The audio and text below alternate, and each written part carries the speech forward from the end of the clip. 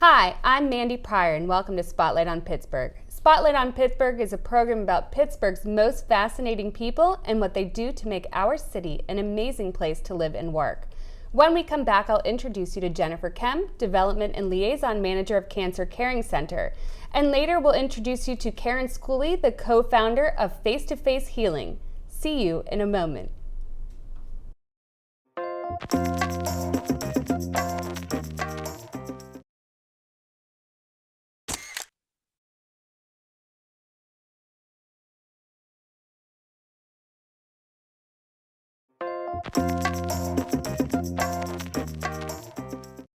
Hi, and welcome back. Jennifer, thank you so much for coming on today.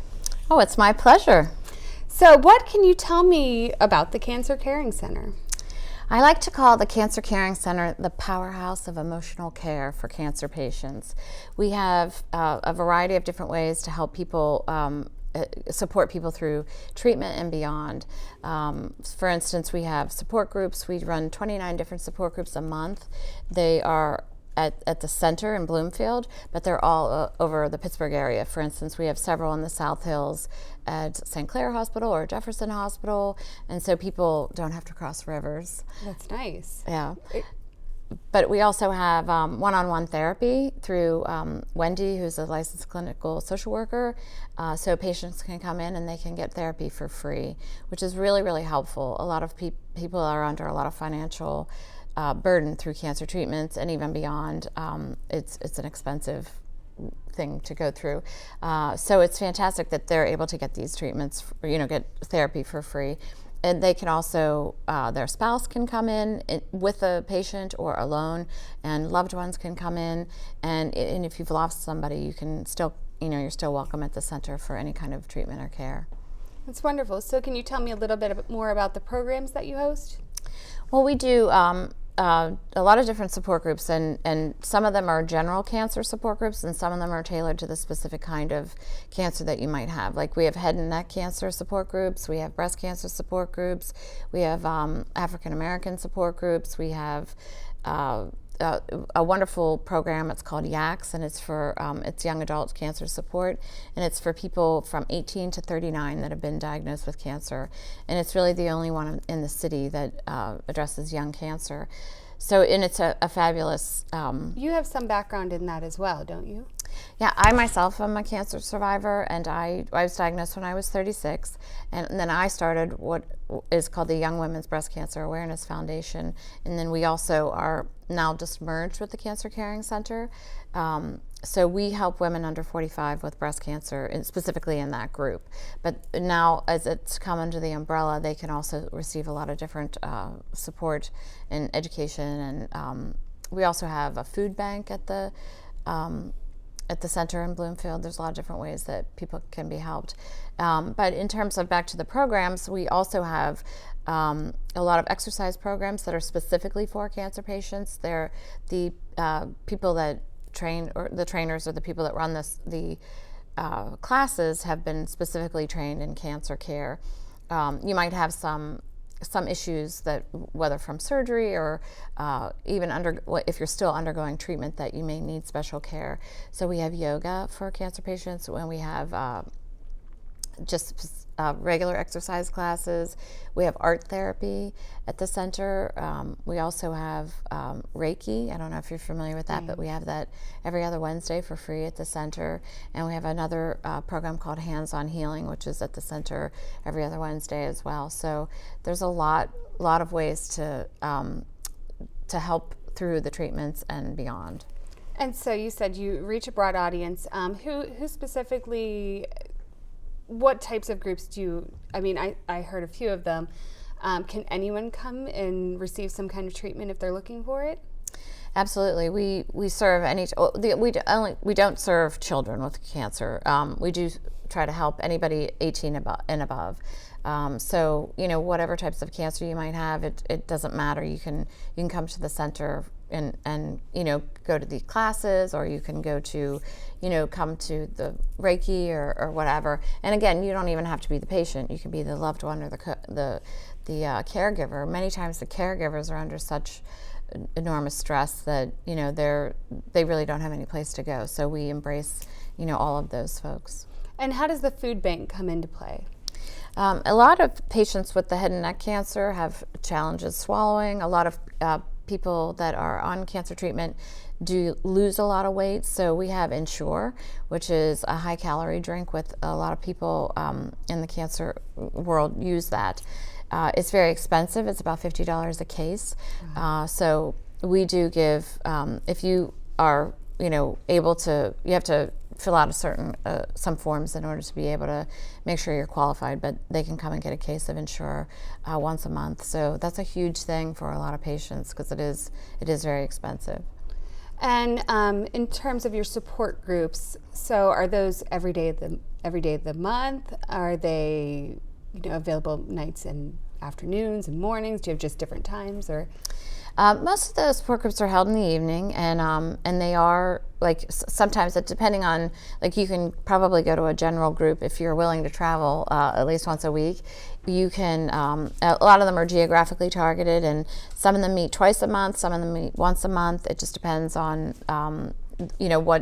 what group you find best for yourself. So after you go to the support group, you can still go to the exercise classes. The exercise classes are weekly, so those are things that almost act like a little bit of support as well. Absolutely. I mean, exercise, even for somebody who's not suffering, is something that lifts the spirits and kind of makes you feel a little better. So that's really nice. And how many people do you serve? I think, collectively in the support groups, and I think we have about 3,000 people that come through the center each year, and for a variety of different reasons. For some people could just come for the Ensure Bank, some people come for one-on-one therapy, and some people go to the exercise classes and don't do either one of those. But the one thing that it's important is that emotional care isn't really, it's really underserved. And it's one of the things that I have seen just in my own foundation, that if we can lift that person and help with depression or whatever else that they are struggling with, and the fear and the anxiety that comes along with the diagnosis, then you can lift the whole family. And it's really, really important. There isn't really, when you go to the hospitals, I think they really try, but there aren't enough professionals to serve all of the cancer patients. So it's a really underserved need in the marketplace. So we're really, want to not only provide what we're doing, but also hope to grow in the future. And how did you get involved in the Cancer Caring Center? I've been working with them for many years, probably by 5 or 6 years, just with my own foundation and just trying to serve the needs of the women, my women that are under 45, and they provide so many resources, and they're incredibly helpful. So, the women there are just amazing. There's only 5 of us there now, and they're just powerful women that really want to help and really care and really are trying to do everything that they can to make these cancer patients' lives better. And so we started working with them, and then it just made sense for me to come under their roof. Well, that's great. And so where do you see the Cancer Caring Center in 5 years, 10 years down the road? Well, I hope to be providing more services. I hope to be able to have more counselors on board, and just to create just a better space for cancer patients to come and just feel, not so isolated, and just try to do different social activities and things along that line that just bring them together. And how can people get involved, or what's the best thing that they can do or that the general public can do to support the Cancer Caring Center? If obviously you could tell people, if you have a loved one or somebody that that's suffering, just please have them call us at the Cancer Caring Center. The website is cancercaring.org. Also, funding. We are self-funded 100%, so we are always looking for partners to help us with the Ensure Bank, with the paying for the therapy for the patients. Any kind of donation would be greatly accepted. Wonderful. And so now we're going to take a look at some testimonials of people who have been a part of the Cancer Caring Center. Okay, great. I am here today, not the broken person that I was last year, directly because of the Cancer Caring Center and Stephanie Scuilli and what she's done with the ACTS program. She saved my life. The people in the group saved my life. It's always fun. I mean, it's like coming to see family. I mean, we walk in the door and everybody rushes out to see you and see how you're doing. The Cancer Caring Center has been fabulous. They have helped me so much with the emotional and just mental support. Thank you, Cancer Caring Center. Thank you, Cancer Caring Center. Thank you, Cancer Caring Center. Thank you, Cancer Caring Center. Thank you, Cancer Caring Center. Thank you, Cancer Caring Center.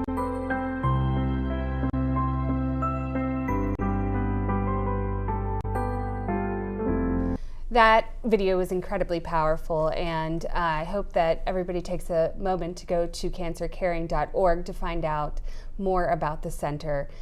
Whenever we come back from the break, we'll have Karen Scuilli of Face2Face Healing on. We'll see you soon.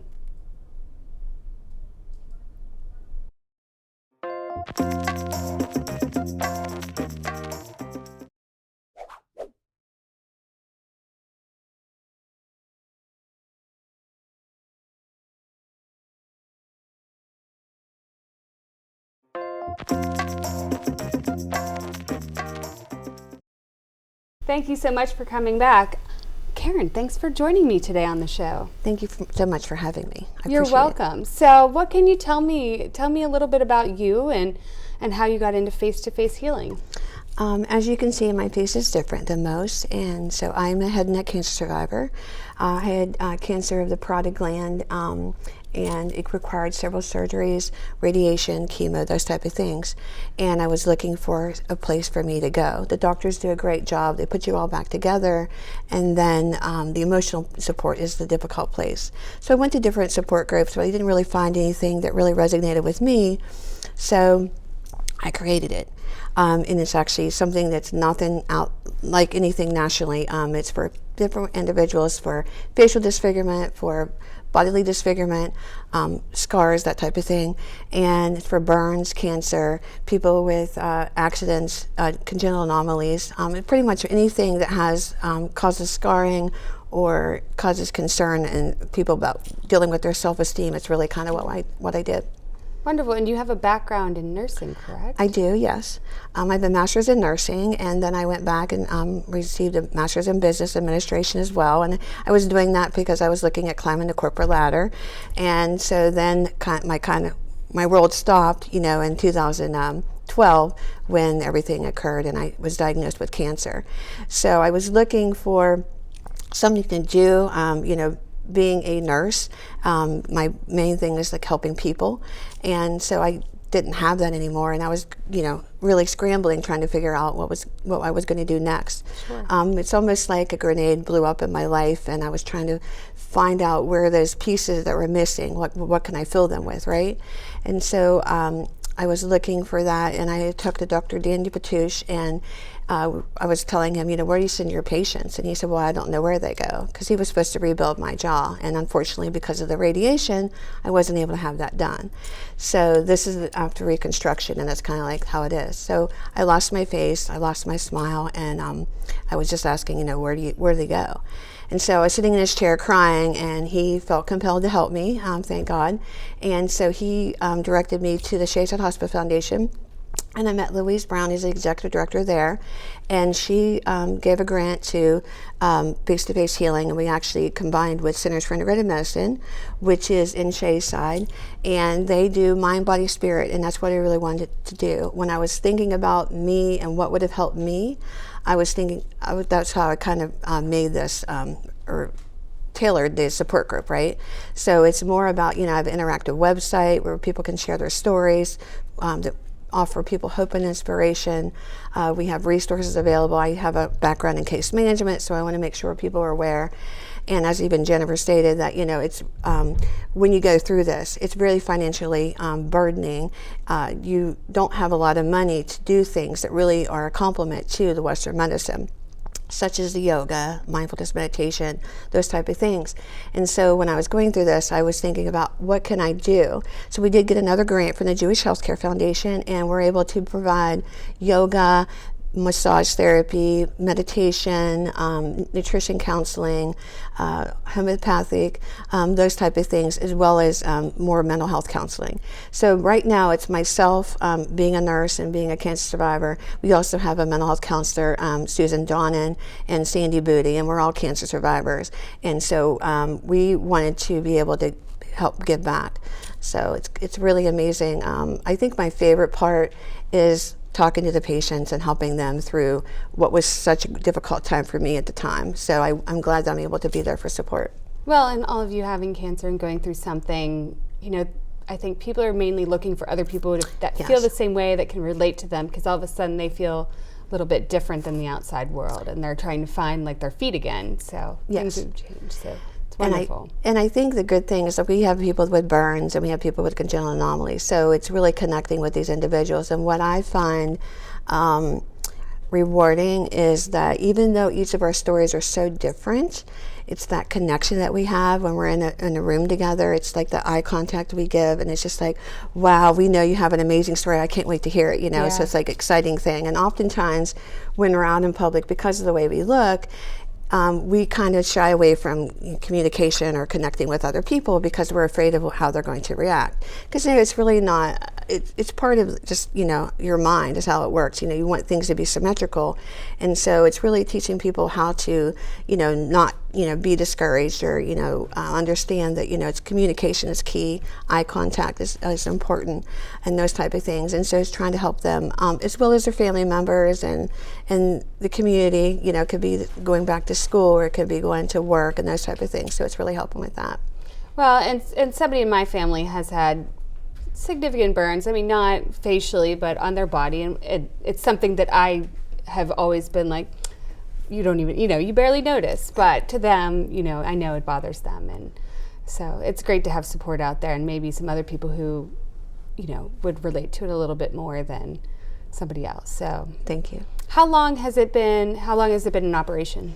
So I incorporated on my birthday, August 13th in 2014. That was my new birthday, or my birthday present to myself, to start something new. I look at it as, originally when this happened in 2012, when I was diagnosed and I was trying to get my feet back on. So 2014 was a good starting point. And so that's when we were incorporated, and then we got the grant money, and then we kind of started working on their website, and we did the videos, and we were talking to different people, and so it was really kind of cool, good for me. I started this to help other people, thinking it would help me, but really it's helped me grow and learn so much, and in my healing process, it really has been the key to my healing. Wonderful. And so, how do people get involved with it? Is it during their process, or when they get diagnosed, or is it something usually afterward?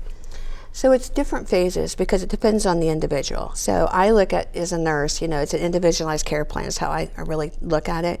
So some people can come at the very beginning. Sometimes they're not really interested or willing to do that because they really are trying to wrap their head around the diagnosis and trying to muddle through all that piece. So sometimes it's in the very beginning because they just don't know where else to get answers. We get referrals from physicians. We get, for example, being on this, and maybe someone sees this video or this, story, then they might reach out and say, oh, I know somebody, or, do a referral that way. So it could be for healthcare professionals, whether it be physicians or anyone in healthcare to do referrals, like physical therapy or that type of thing. Or it could be in dental as well, because a lot of the people end up with dental issues. So we have a lot of healthcare and dental people as well that do referrals. And then, patients, individuals, or even family members, they'll say, oh, I know somebody, I'll reach out. And so we've actually talked to Hillman, talked to their nurses, and that's actually where I was treated. So they're very receptive, and they're very excited to be able to offer this to other people that they know that are going through this, especially head and neck cancer patients. It's really a difficult thing.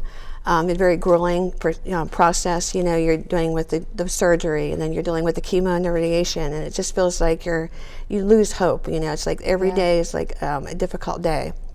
So to know that you're able to, you know, either hold someone's hand or, you know, tell them, you know, you understand what they're going through and empathize with them because you walked in those shoes. And so they know that you get it, you know.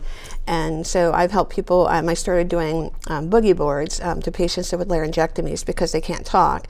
And so it's a little device that they're able to write on to be able to communicate back and forth. And so that way they're able to communicate with their doctors or their family members or their loved ones a lot quicker and a lot easier. And then you just press a button, it goes away, and you just keep on writing. So it's really something I've found that really good for patients. So. And so how can people help?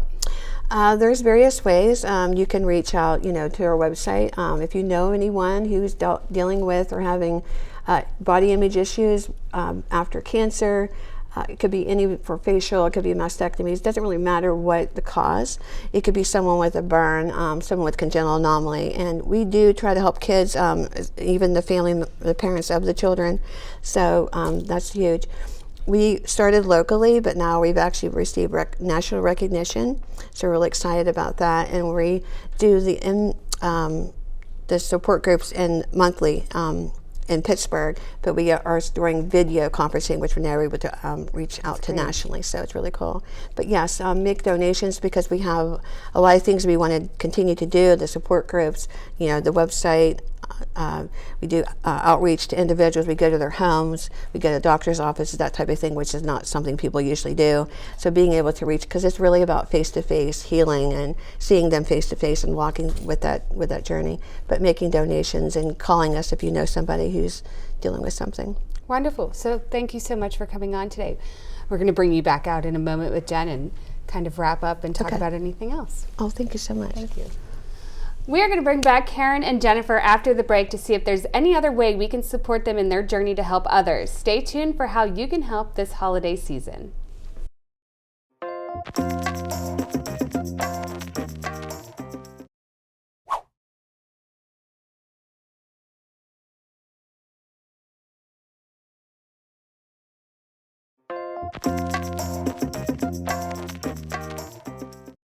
Thanks so much for coming back. Karen, you mentioned there's something special you're doing with video? Yes, we're doing a Faces of Kindness challenge where we want people to do an act of kindness and post something. We would like a video because I think it shows more what you're doing, but talking about what you're doing. If you don't want to do video, if you're not technically savvy, then you can do a picture or even a post in text and make a small donation to Face2Face Healing and try to get this going viral and actually challenge at least 2 to 5 more people to do this because it's really about giving back and doing kind things for one another. Just not just about the holiday season, but pretty much continuing. Yes, exactly. And Jen, anything coming up that we can share with the audience that we have today? We have a lot of events coming up for 2019, but we always are looking for funding as well. So anything that you can do to, and sharing our video, the one that we showed today, you can go on our Facebook page and share that video just to get a little bit more reach out there. Wonderful. Well, is there anything else? I know nonprofits, especially charitable. What do you think is the hardest thing about what you're trying to do and what you're trying to put out there?